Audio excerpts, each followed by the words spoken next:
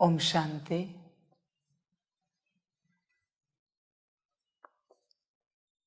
मुरली का सार है मीठे बच्चे, श्रीमत पर चल, स्वच्छ शुद्ध बन, धारणा कर, फिर युक्त युक्त सेवा करनी है। अहंकार में नहीं आना है, शुद्ध घमंड में रहना है। बाबा कहते हैं, मीठे बच्चे श्रीमत पर चल, स्वच्छ शुद्ध बन।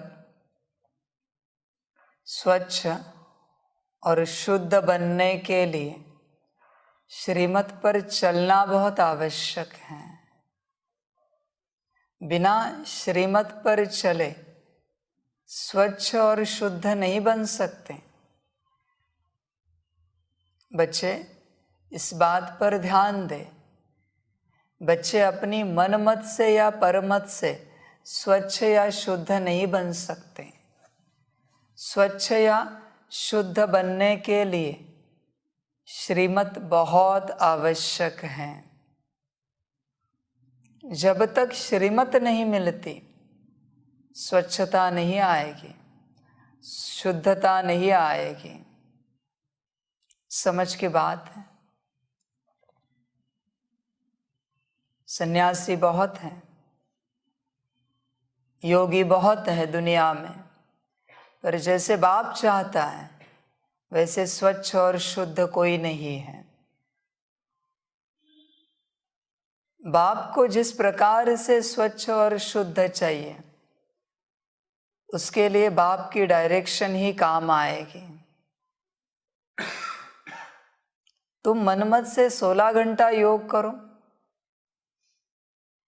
गारंटी नहीं है कि तुम स्वच्छ और शुद्ध बनोगे, पर श्रीमत पर 8 घंटा करो, जरूर बनोगे। श्रीमत बहुत इंपॉर्टेंट है। ऐसे नहीं होता कि कोई दवाई या कोई फूड सप्लीमेंट बिना इंस्ट्रक्शन के आप कितना भी खाओ और आपकी हेल्थ अच्छी हो जाएगी। नहीं, इंस्ट्रक्टर चाहिए, इंस्ट्रक्शन देने वाला, तब आपकी हेल्थ अच्छी हो पाएगी। वरना कुछ भी कभी भी कितनी भी क्वांटिटी में खाए और हम हेल्थ को प्राप्त कर पाएंगे, ऐसे नहीं होगा। इसलिए जीवन में गुरु की आवश्यकता बहुत होती है। मार्गदर्शन सिर्फ गुरु ही कर सकता है, सद्गुरु ही कर सकता है। तो बाबा कहते हैं श्रीमत बहुत आवश्यक है। बिना श्रीमत के मति ठीक नहीं होगी, और जब तक मति ठीक नहीं है, स्वच्छ और शुद्ध नहीं बन सकते। बच्चे अपने अंदर ध्यान से चेक करें, कौन कौन सी बातों में मति मायावी बन जाती है। बहुत सी बातें हैं। क्या बच्चे श्रीमत प्रमाण सुबह उठते हैं? श्रीमत प्रमाण सुबह का चाय नाश्ता जो भी आपका ब्रेकफास्ट है करते हैं? श्रीमत प्रमाण मुरली करते हैं? योग करते हैं? हर बात श्रीमत प्रमाण। तुम्हारे वस्त्र भी श्रीमत प्रमाण हो, तुम्हारे जूते चप्पल भी श्रीमत प्रमाण हो। ऐसे नहीं चलेगा कि वस्त्र तुमने श्रीमत प्रमाण पहने हैं और जूते मन मर्जी से पहने हैं, गिर जाओगे। कुछ भी मनमत का परमत का नहीं चलेगा। बाबा कहते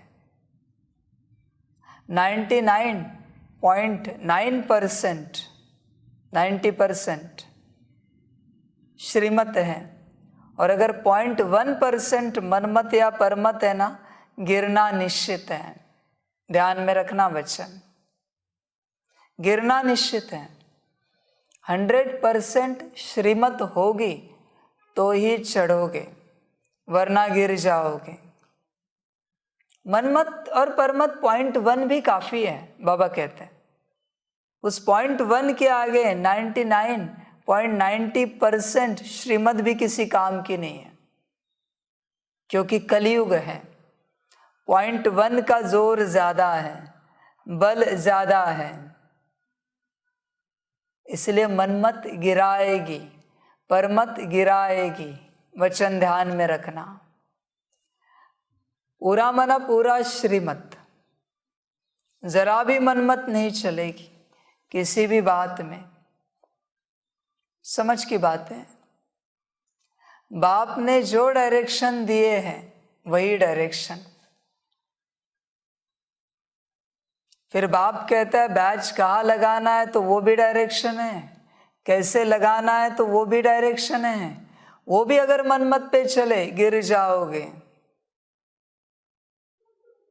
इस मार्ग पर, इस राह पर जरा भी मनमत नहीं चलती। जरा भी मनमत आई कि तुम गिरे, जरा भी 0.1 बाबा कहते काफी है गिराने के लिए। एक हाथी को गिराने के लिए चींटी काफी होती है।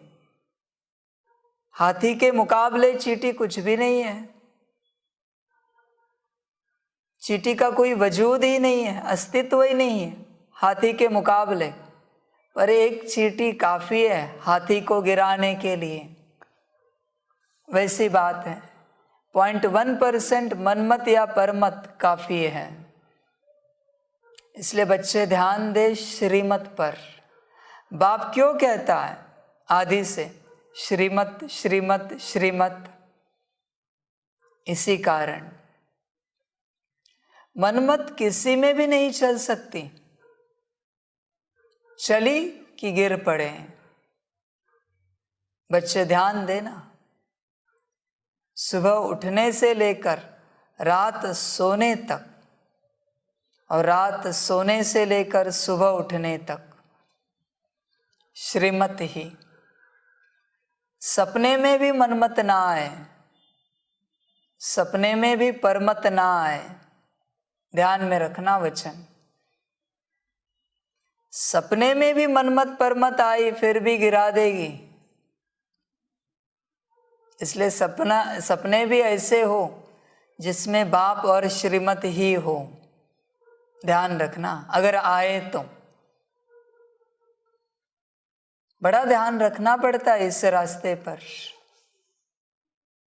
है बहुत सहज, बस अपना दिमाग बंद रखना है। वरना अगर दिमाग चालू रहा तो महा कठिन है। महामना बाबा कहते हैं अति कठिन है, जिसकी तुम कल्पना भी नहीं कर सकते। एक कदम भी तुम नहीं चल सकते, इतना कठिन है अगर दिमाग चालू रहा तो। इसलिए बाबा कहते इस राह पर दिमाग बंद। जितना दिमाग बंद रहेगा उतना प्रॉफिट होगा, फायदा होगा। जितना दिमाग चलेगा उतना नुकसान होगा। कभी कभी बच्चे श्रीमत लेकर मनमत पर चलते हैं तो बाबा कहते वो भी नुकसान है। और कभी कभी श्रीमत लेते ही नहीं फिर भी वो भी मनमत ही हुई। तुम्हें कदम कदम पर राय लेनी ही पड़ेगी हर बात की। बड़ा झंझट है ये रास्ता, बड़ा झंझट है। जो मनमत पर चलने वाला है ना, जिसका दिमाग चलता है, उसके लिए बड़ा झंझट भरा रास्ता है ये, बड़ा कठिन रास्ता है। उसे समझ में नहीं आएगा करे क्या, बात बात में राय लेनी पड़ती है। ऐसे कोई आध्यात्मिक जीवन होता है क्या? हाँ होता है, ऐसे ही जीवन होता है। तुम रास्ता नहीं जानते, अंधियारे का रास्ता है।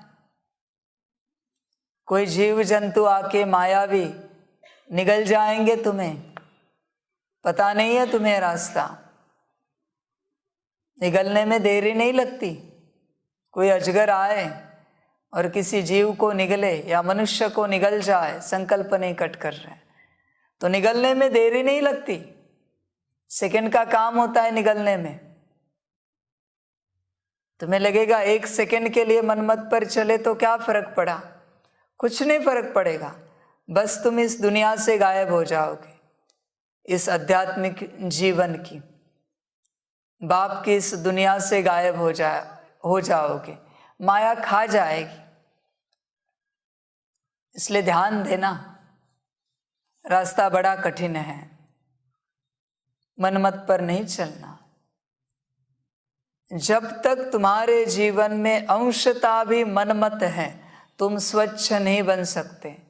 वचन ध्यान में रखना, जब तुम्हारे जीवन में पूर्णता 100% श्रीमत आ जाएगी, स्वच्छता की यात्रा शुरू हो जाएगी। तुम्हारे जीवन में स्वच्छता अभियान शुरू हो जाएगा, आत्मा की क्लीनिंग स्टार्ट हो जाएगी, पर 100% श्रीमत चाहिए। जब स्वच्छता आएगी तो शुद्ध बनेंगे। स्वच्छता और शुद्धता अलग है, और पवित्रता तो अलग है, टोटली अलग है। पूर्णता, स्वच्छता कर्मों में होती है, कर्मेंद्रियों में होती है, बाहरी। शुद्धता बोल में होती है और अंदरूनी मन बुद्धि संस्कार में होती है। और पवित्रता दृष्टि, विचार और वृत्ति में होती है, आत्मा में होती है। इसलिए तीनों को एक नहीं करना, तीनों अलग हैं, स्वच्छता, शुद्धता और पवित्रता।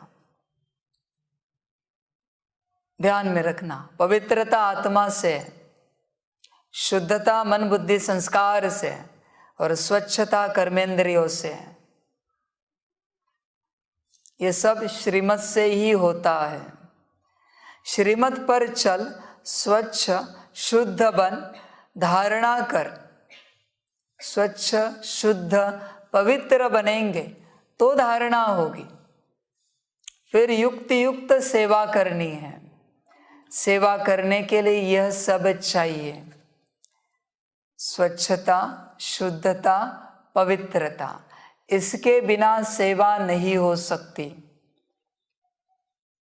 और युक्त सेवा करने के लिए ज्ञान भी चाहिए, वरना तुम्हारी सेवा से कोई हर्ट भी हो सकता है, दुखी भी हो सकता है।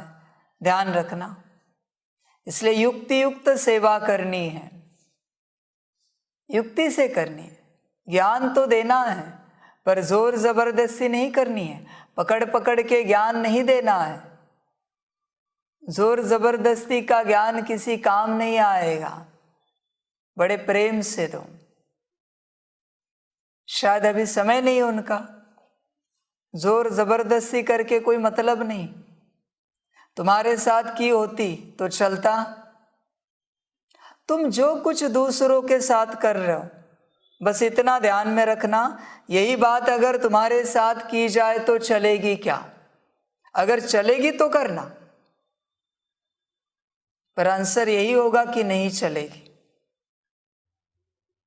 इसलिए किसी के साथ कुछ भी व्यवहार करने से पहले बस ध्यान देना कि यही व्यवहार अगर तुम्हारे साथ चले करे तो चलेगा क्या। बस ध्यान देना, ऐसा व्यवहार कोई और, वरना जिसके साथ कर रहे हो वही व्यक्ति, वही आत्मा तुम्हारे साथ करे तो चलेगा क्या। फिर तुम कौन हो? बाबा कहते उससे कोई लेना देना नहीं है। तुम बड़े इंचार्ज हो, हेड हो या स्टूडेंट हो, या बड़े कोई प्रधानमंत्री हो, प्रेसिडेंट हो, चीफ मिनिस्टर हो, दुनियावी रूप से बड़े पद पोजीशन वाले हो, कोई भी हो, बस इतना सा बताना कि जो व्यवहार तुम करना चाहते हो वो कोई और तुम्हारे साथ करे तो चलेगा क्या।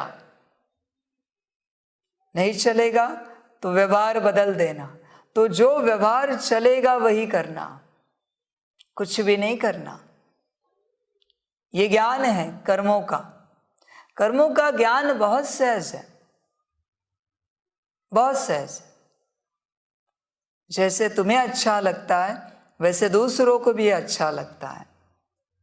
तो जिसकी चाहना तुम करते हो दूसरों से, वही दूसरों को देते चलो।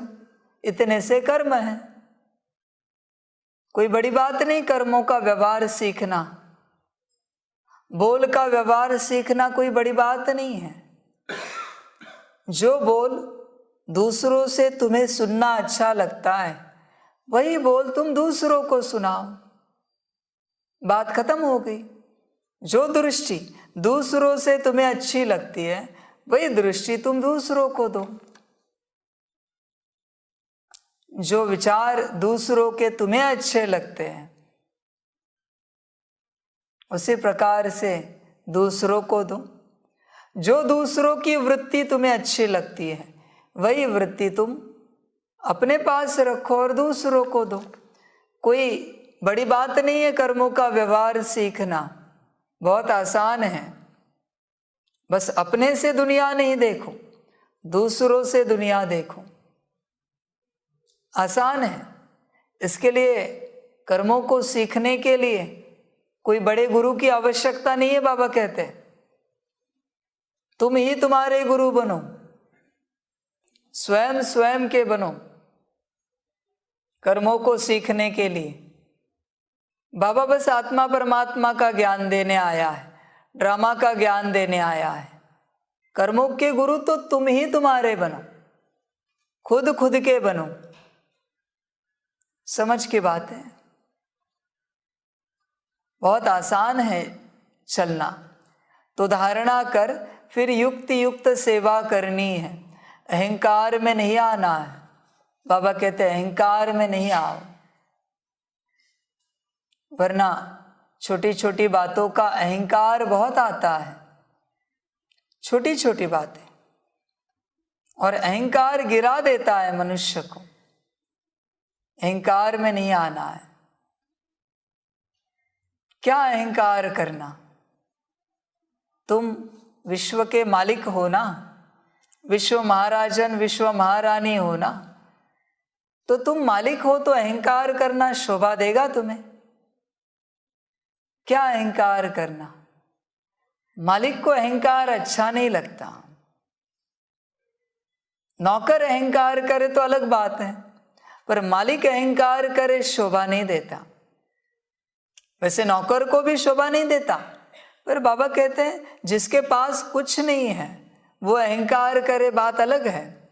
तुम्हारे पास तो सब कुछ है, बाप है, इतना ऊंचा ज्ञान है, इतनी ऊंची प्राप्ति है, इतना श्रेष्ठ ऊंचा महान वर्षा है जो तुम्हें मिलने जा रहा है। तुम्हें अहंकार शोभा नहीं देता, शोभा नहीं देता, अच्छा नहीं लगता। तुम सदा निरअहंकारी रहो, बाप समान। तो बाबा कहते हैं अहंकार में नहीं आना है, शुद्ध घमंड में रहना है, सोल कॉन्शियसनेस, देही अभिमानी अवस्था, आत्मा अभिमानी अवस्था में रहना है सदा।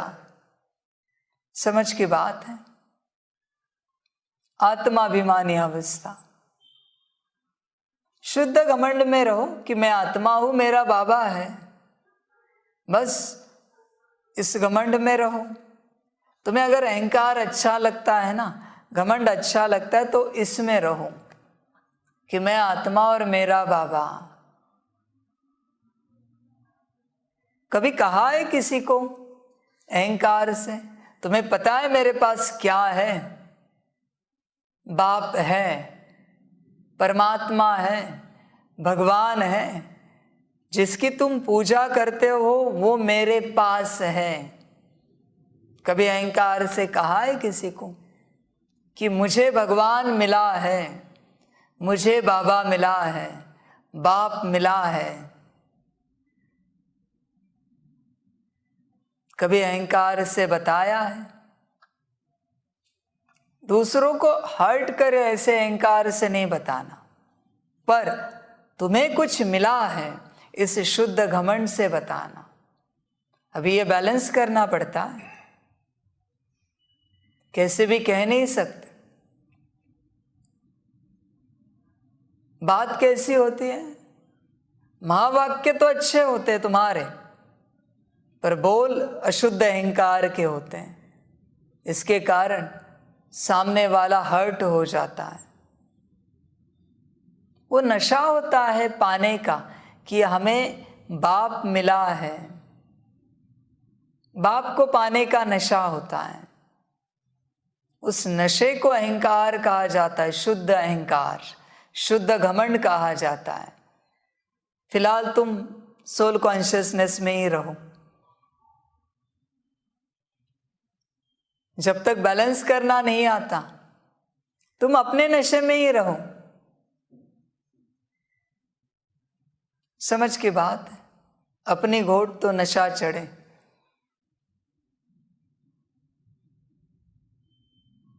तुम अपने नशे में ही रहो, बस बाबा कहते। प्रश्न है, किस एक बात के कारण बाप को इतनी बड़ी नॉलेज देनी पड़ती है? उत्तर है, गीता के रचयिता निराकार परमपिता परमात्मा को सिद्ध करने के लिए बाप तुम्हें इतनी बड़ी नॉलेज देते हैं। सबसे बड़ी भूल यही है जो गीता में पतित पावन बाप की जगह श्री कृष्ण का नाम डाला है। इसी बात को सिद्ध करना है। इसके लिए भिन्न भिन्न युक्तियाँ रचनी है। बाप की महिमा और श्री कृष्ण की महिमा अलग अलग बतानी है।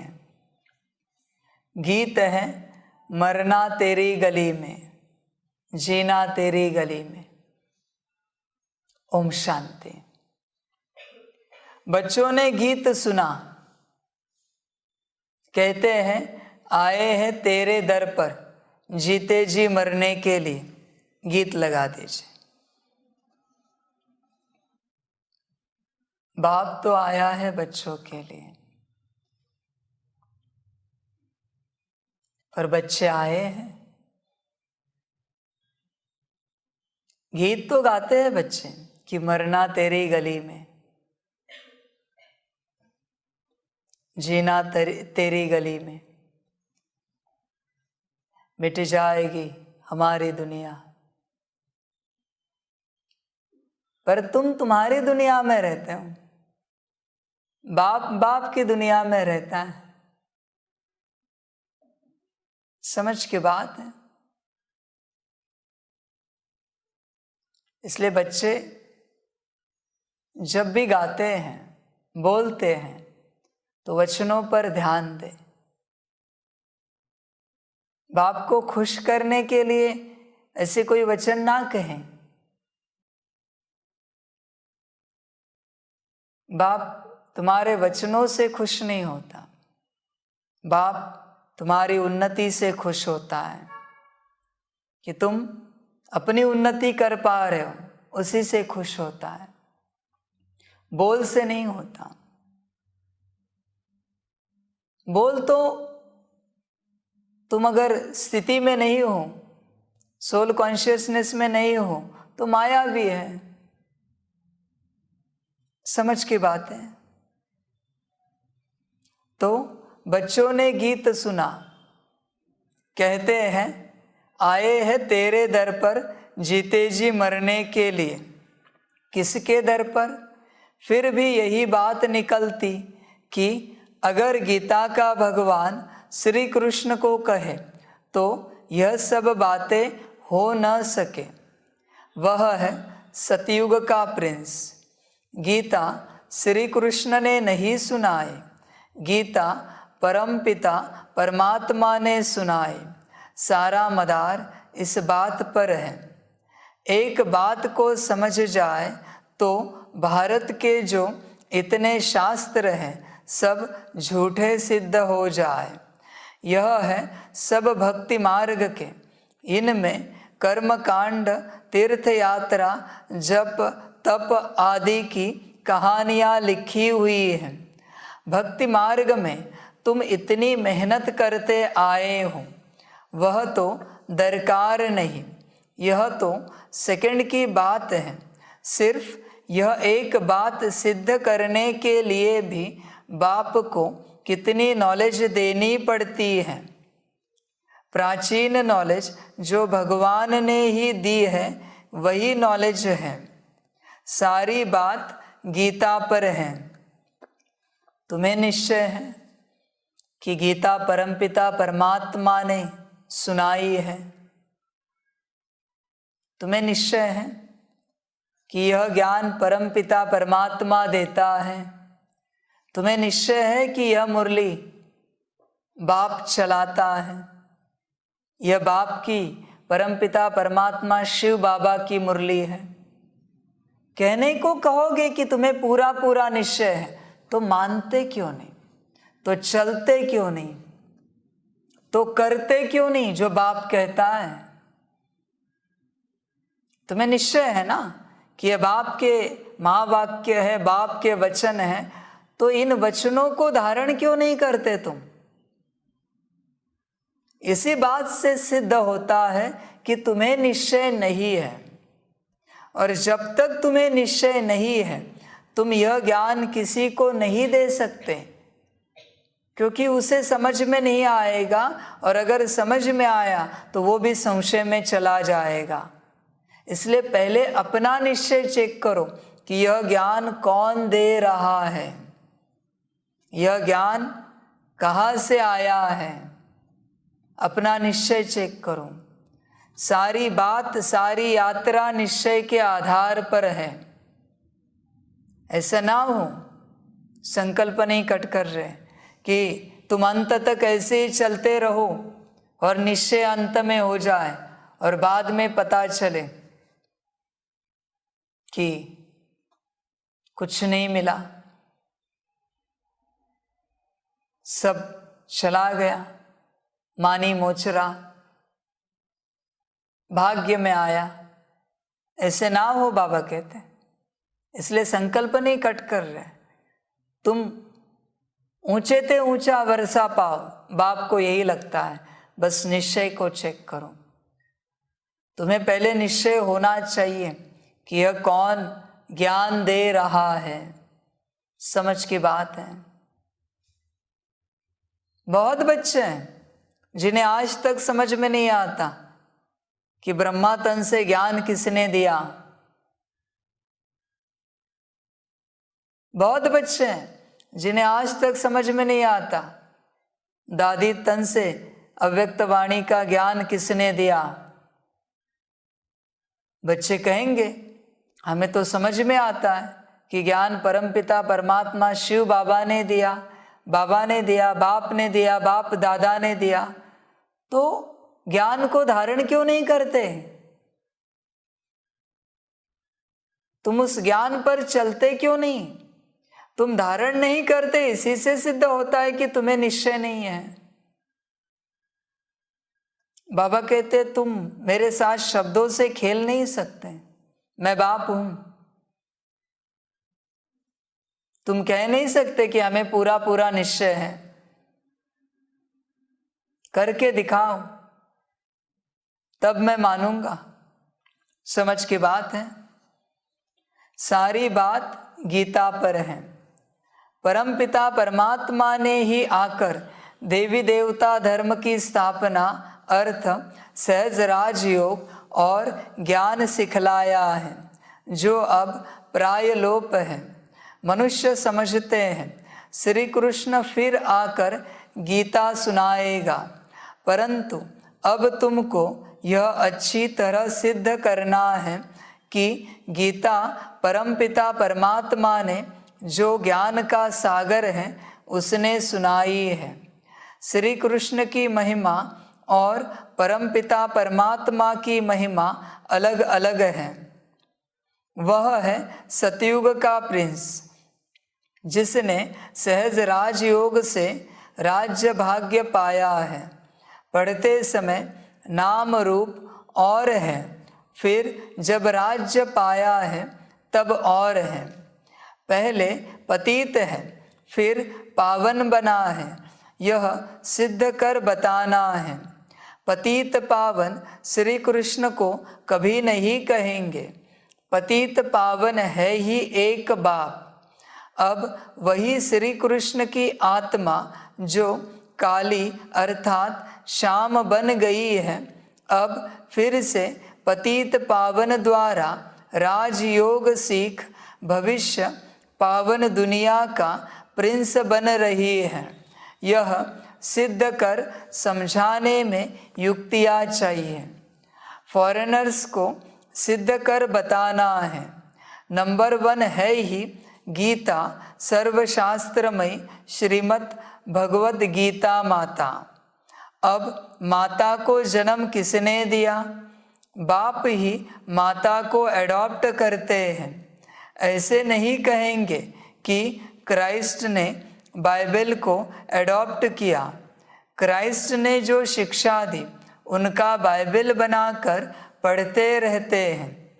अब गीता की शिक्षा किसने दी जो पुस्तक बनाकर पढ़ते रहते हैं? यह किसको पता नहीं और सबके शास्त्रों का पता है। यह जो सहज राजयोग की शिक्षा है वह किसने दी? यह सिद्ध करना है। दुनिया तो दिन प्रतिदिन तमो प्रधान होती जाती है। यह सब ख्यालात स्वच्छ बुद्धि में ही बैठ सकते हैं। जो श्रीमत पर नहीं चलते उनको धारणा भी नहीं हो सकती। बाबा कहते हैं तुम लाख प्रयास करो, 24 घंटा भी योग करो, दिन में 2400 भी मुरलियाँ पढ़ो, श्रीमत पर नहीं चलते धारणा नहीं हो सकती। वचन ध्यान में रखना, धारणा श्रीमत से ही होगी। तुम्हारे अपने से अगर धारणा हुई तो अहंकार आएगा और गिर पड़ोगे। इसलिए धारणा, और धारणा से अगर युक्ति युक्त सेवा करना चाहते हो तो श्रीमत पर चलो। योग भी बिना श्रीमत के नहीं लग सकता। ज्ञान का अर्थ ही है श्रीमत। श्रीमत का अर्थ ही है ज्ञान। ज्ञान को अगर एक शब्द में बांधना है ना, एक शब्द में उसको समेटना है, संकीर्ण करना है, तो अर्थ है ज्ञान, श्रीमत, ज्ञान का अर्थ। श्रीमत इन 3 अक्षरों में या 3.5 अक्षरों में ज्ञान पूरा हो जाता है। बाप के मुख से निकलने वाला हर शब्द, हर महावाक्य उसे श्रीमत कहते हैं। वही तो ज्ञान है। ज्ञान समाप्त हो गया। ज्ञान कोई बड़ा नहीं है। श्रीमत,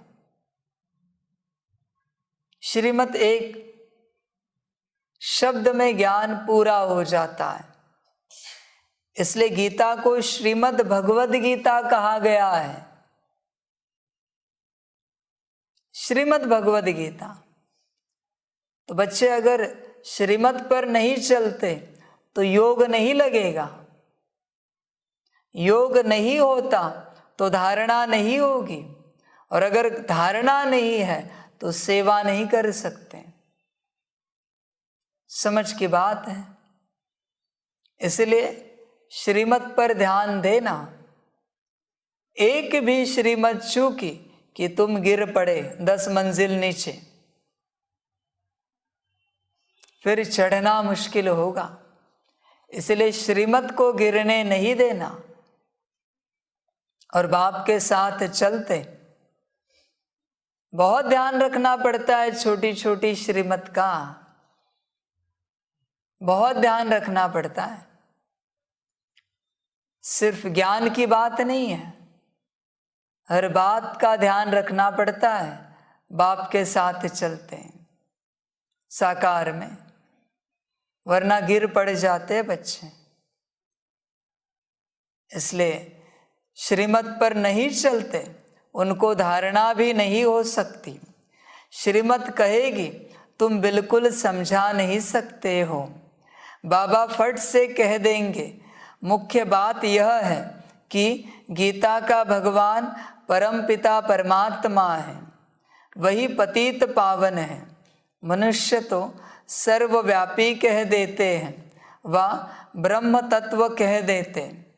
जो आता है वह कह देते हैं बिगर समझ। भूल सारी गीता से निकली है। जो गीता का रचयिता श्री कृष्ण को कह दिया है तो समझाने के लिए युक्तियाँ रचनी पड़े।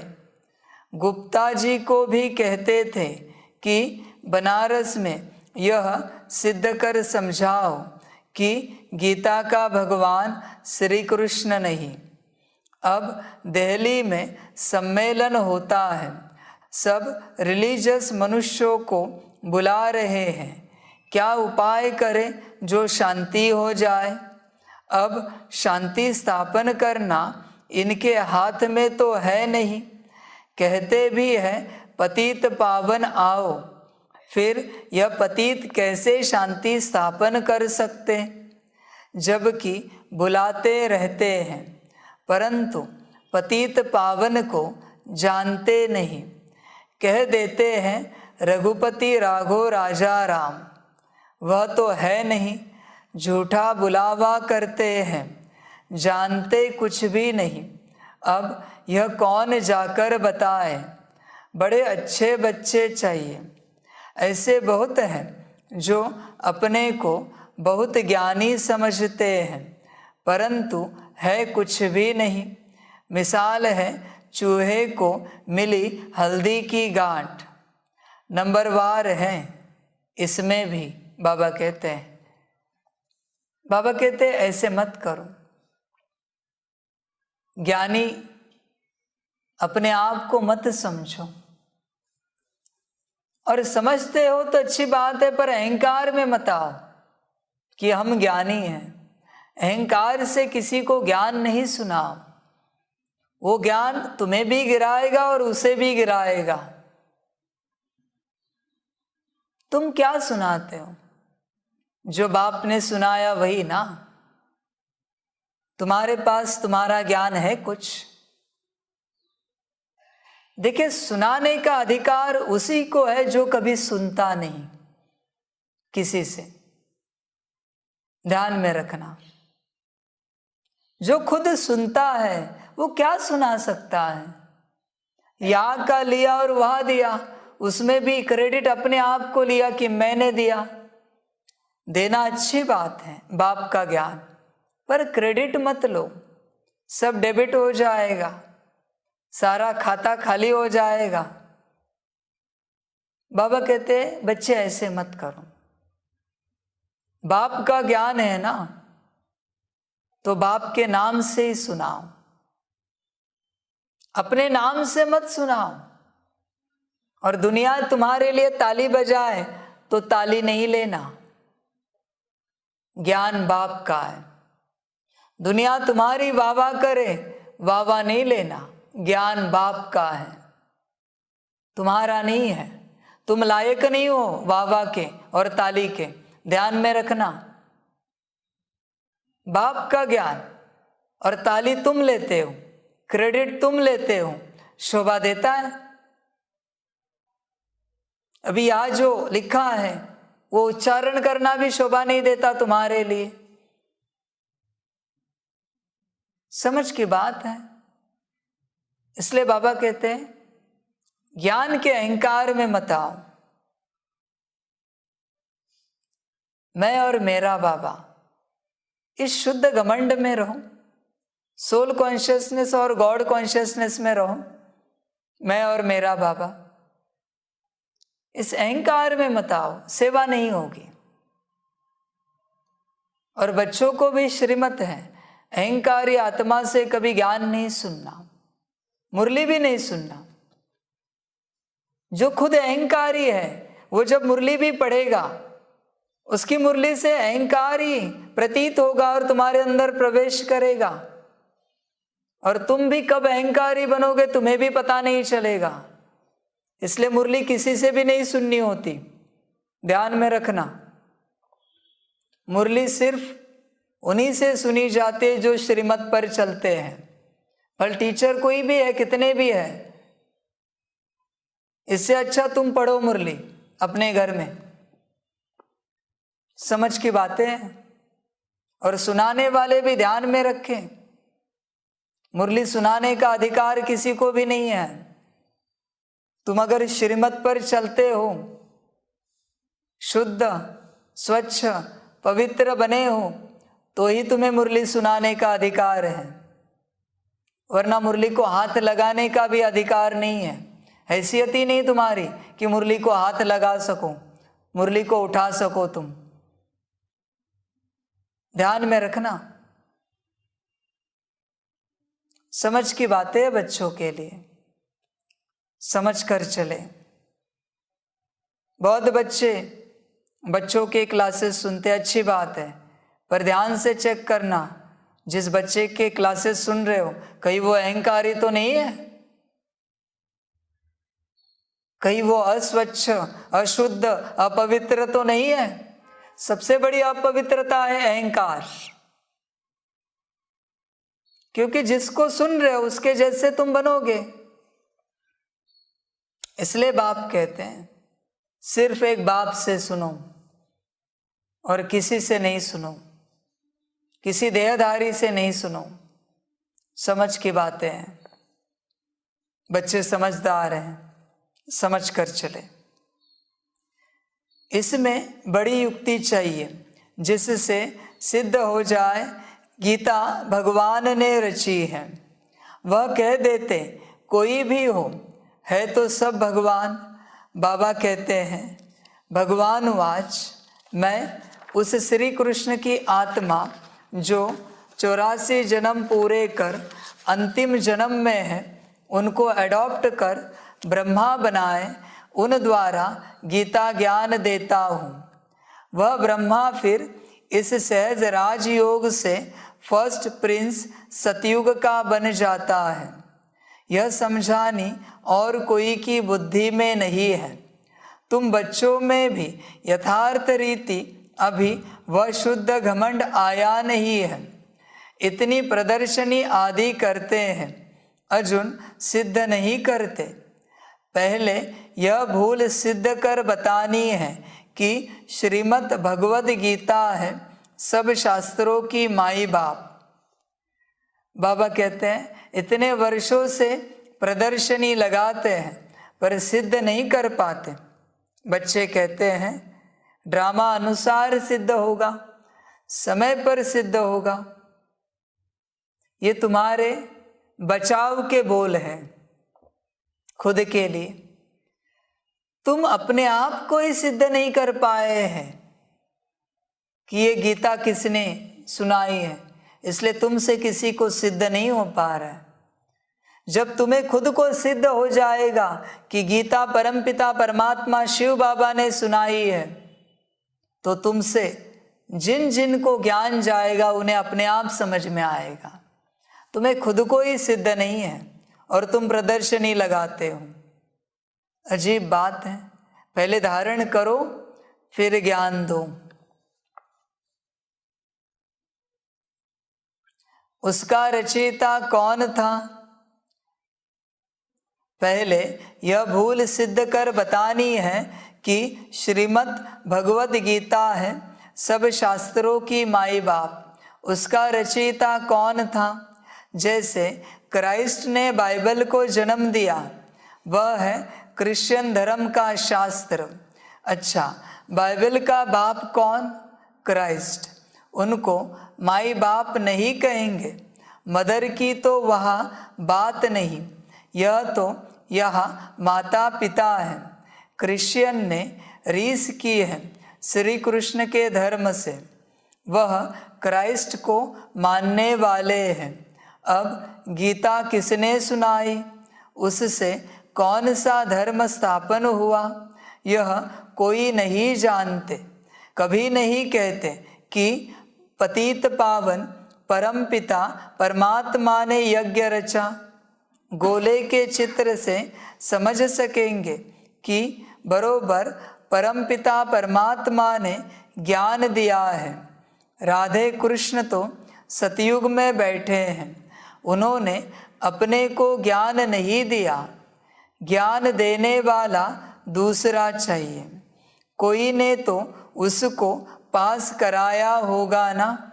यह राजा ही प्राप्त करने का ज्ञान किसने दिया? किस्मत आपे ही तो नहीं बनती। किस्मत बनाने वाला बाप या टीचर होता है। गुरु तो गति देते, परंतु गति सद्गति का भी कोई अर्थ नहीं समझते। सद्गति प्रवृत्ति मार्ग वालों की होती है। गति माना सब बाप के पास जाते हैं, यह बातें कोई समझते नहीं हैं। वह तो भक्ति के बड़े बड़े दुकान खोल बैठे हैं। सच्चे ज्ञान का एक भी दुकान नहीं, सब हैं भक्ति के।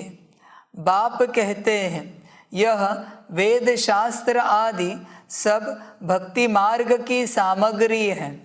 यह जप तप आदि करने से मैं नहीं मिलता हूँ। मैं तो बच्चों को ज्ञान देकर पावन बनाता हूँ। सारे सृष्टि की सद्गति करता हूँ। वाया गति में जाकर सद्गति में आना है। सब तो सतयुग में नहीं आएंगे। यह ड्रामा बना हुआ है जो कल्प पहले तुमको सिखाया था। जो चित्र बनाए थे वह अब भी बनवा रहे हैं। यह जो बड़ी भूल है वह सिद्ध हो जाए फिर युक्ति से चित्र बनाएंगे। कहते हैं 3 धर्मों की टांगों पर सृष्टि खड़ी है। एक देवता धर्म की टांग टूटी हुई है, इसलिए हिलती रहती है। पहले एक टांग पर सृष्टि बड़ी फर्स्ट क्लास रहती। एक ही धर्म था जिसको अद्वैत राज्य कहा जाता है। फिर वह एक टांग गुम हो 3 टांगे निकली हैं, जिसमें कुछ भी ताकत नहीं रहती। आपस में ही लड़ाई झगड़ा चलता रहता है।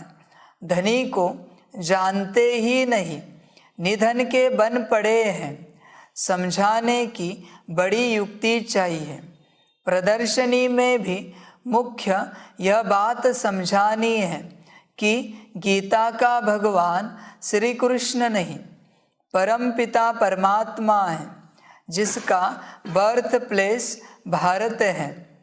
श्री कृष्ण है साकार, वह है निराकार।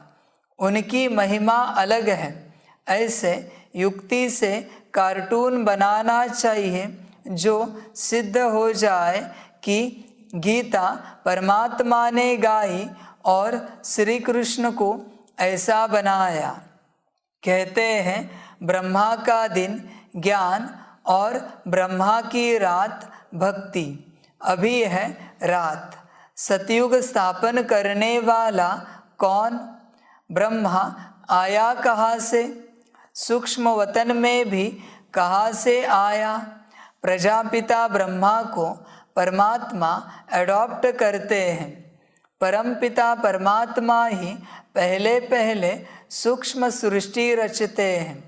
वहाँ ब्रह्मा दिखाते हैं, वहाँ प्रजापिता होता नहीं। प्रजापिता ब्रह्मा कहाँ से आया? यह बातें कोई समझ न सके। श्री कृष्ण के अंतिम जन्म में इनको परमपिता परमात्मा ने अपना रथ बनाया है। यह किसकी बुद्धि में नहीं है। यह बड़ा भारी क्लास है। टीचर जानते हैं यह स्टूडेंट कौन सा है, तो क्या बाप नहीं समझते होंगे? यह बेहद के बाप का बेहद का क्लास है। यहाँ की बात ही निराली है। शास्त्रों में प्रलय दिखाकर रोला कर दिया है। तुम जानते हो श्री कृष्ण ने गीता नहीं सुनाई, उसने तो गीता का ज्ञान सुनकर राज्य पद पाया है। तुमको सिद्ध कर बताना है, गीता का भगवान निराकार शिव है, उनके गुण यह है। इस भूल के कारण ही भारत कौड़ी जैसा बना है। अभी परमपिता परमात्मा ने ज्ञान का कलश माताओं पर रखा है। माताएं ही स्वर्ग का द्वार खोलती हैं। यह सब बातें नोट कर समझानी चाहिए। भक्ति वास्तव में गृहस्थियों के लिए है। यह है प्रवृत्ति मार्ग का सहज राजयोग। हम सिद्ध कर समझाने के लिए आए हैं। बच्चों को युक्ति युक्त काम करना है। बच्चों को ही बाप का शो करना है। सदैव हर्षित मुख, अचल स्थैर्यम मस्त रहना है। आगे चलकर ऐसे बच्चे निकलते ज़रूर हैं। ब्रह्मा कुमार कुमारी वह जो 21 जन्म के लिए बाप से वर्षा दिलाए। कुमारियों की महिमा भारी है। मुख्य मम्मा है, वह ज्ञान सूर्य है। यह है गुप्त मम्मा यानी ब्रह्मा। इस राज को मुश्किल ही कोई समझते हैं। मंदिर भी उस मम्मा के हैं। इस गुप्त बूढ़ी मम्मा का कोई मंदिर नहीं। यह माता पिता कंबाइंड है। श्री कृष्ण तो सतयुग का प्रिंस है। गीता के भगवान की महिमा अलग है। वह पतित पावन लिबरेटर गाइड है। तो परमात्मा की महिमा बिल्कुल अलग है। एक कैसे हो सकते? मुख्य बात ही यह है कि गीता किसने सुनाई?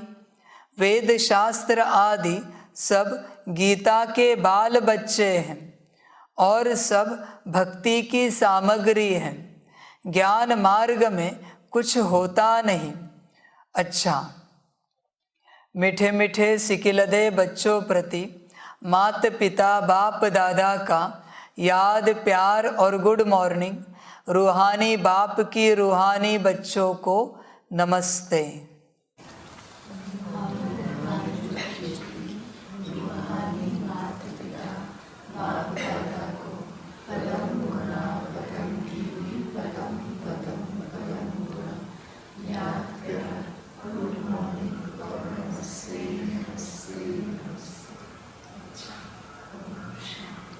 धारणा के लिए मुख्य सार है।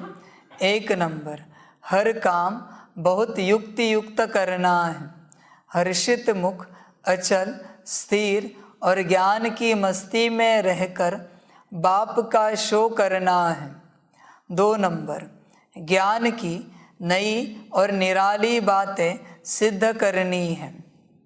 वरदान है, शांति की शक्ति द्वारा असंभव को संभव करने वाले योगी तू आत्मा भव।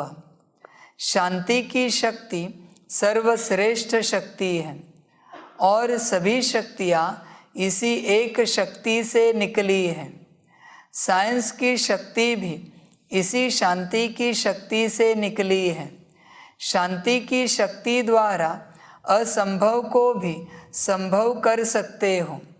जिसे दुनिया वाले असंभव कहते, वह आप योगी तू आत्मा बच्चों के लिए सहज संभव है।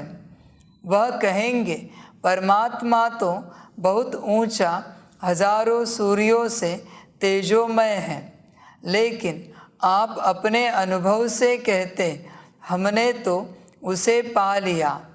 शांति की शक्ति से स्नेह के सागर में समा गए। स्लोगन है, निमित्त बन निर्माण का कार्य करने वाले ही सच्चे सेवाधारी हैं। अच्छा, ओम शांति। मातेश्वरी जी के अनमोल महावाक्य। 1 नंबर, आत्मा और परमात्मा अलग रहे बहुकाल, सुंदर मेला कर दिया जब सतगुरु मिला दलाल। जब अपन यह शब्द कहते हैं तो उसका यथार्थ अर्थ है कि आत्मा परमात्मा से बहुत काल से बिछुड़ गई है। बहुत काल का अर्थ है बहुत समय से आत्मा परमात्मा से बिछुड़ गई है। तो यह शब्द साबित यानी सिद्ध करते हैं कि आत्मा और परमात्मा अलग अलग दो चीज़ हैं। दोनों में आंतरिक भेद है, परंतु दुनियावी मनुष्यों को पहचान न होने के कारण वो इस शब्द का अर्थ ऐसा ही निकालते हैं कि मैं आत्मा ही परमात्मा हूँ, परंतु आत्मा के ऊपर माया का आवरण चढ़ा हुआ होने के कारण अपने असली स्वरूप को भूल गए हैं। जब वो माया का आवरण उतर जाएगा फिर आत्मा वही परमात्मा है। तो वो आत्मा को अलग इस मतलब से कहते हैं और दूसरे लोग फिर इस मतलब से कहते हैं कि मैं आत्मा सो परमात्मा हूँ, परंतु आत्मा अपने आप को भूलने के कारण दुखी बन पड़ी है। जब आत्मा फिर अपने आप को पहचान कर शुद्ध बनती है तो फिर आत्मा परमात्मा में मिल एक ही हो जाएंगे। तो वो आत्मा को अलग इस अर्थ से कहते हैं, परंतु अपन तो जानते हैं कि आत्मा परमात्मा दोनों अलग चीज़ है। न आत्मा परमात्मा हो सकती और न आत्मा परमात्मा में मिल एक हो सकती है, और न फिर परमात्मा के ऊपर आवरण चढ़ सकता है। 2 नंबर, वास्तव में हरेक मनुष्य की यह चाहना अवश्य रहती है कि हमको मन की शांति प्राप्त हो जावे, इसलिए अनेक प्रयत्न करते आए हैं, मगर मन को शांति अब तक प्राप्त नहीं हुई। इसका यथार्थ कारण क्या है? अब पहले तो यह सोच चलना ज़रूरी है कि मन के अशांति की पहली जड़ क्या है। मन की अशांति का मुख्य कारण है कर्म बंधन में फंसना। जब तक मनुष्य इन 5 विकारों के कर्म बंधन से नहीं छूटे हैं तब तक मनुष्य अशांति से छूट नहीं सकते। जब कर्म बंधन टूट जाता है तब मन की शांति अर्थात जीवन मुक्त स्थिति को प्राप्त कर सकते हैं। अब सोच करना है यह कर्म बंधन टूटे कैसे और उसे छुटकारा देने वाला कौन है? यह तो हम जानते हैं। कोई भी मनुष्य आत्मा किसी भी मनुष्य आत्मा को छुटकारा दे नहीं सकती। यह कर्म बंधन का हिसाब किताब तोड़ने वाला सिर्फ एक परमात्मा है। वही आकर इस ज्ञान योग बल से कर्म बंधन से छुड़ाते हैं। इसलिए ही परमात्मा को सुखदाता कहा जाता है। जब तक पहले यह ज्ञान नहीं है कि मैं आत्मा हूँ, असल में मैं किसकी संतान हूँ, मेरा असली गुण क्या है, जब यह बुद्धि में आ जाए तभी कर्म बंधन टूटे। अब यह नॉलेज हमें परमात्मा द्वारा ही प्राप्त होती है। गोया परमात्मा द्वारा ही कर्म बंधन टूटते हैं। ओम शांति। सभी बच्चों के लिए टोली स्वीकार हो। ओम शांति।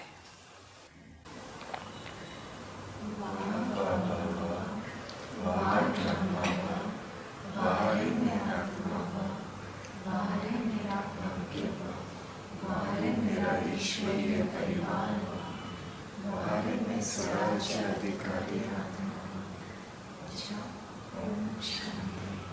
मेरा बाबा मीठा बाबा प्यारा बाबा परम गुना परम गुना परम गुना।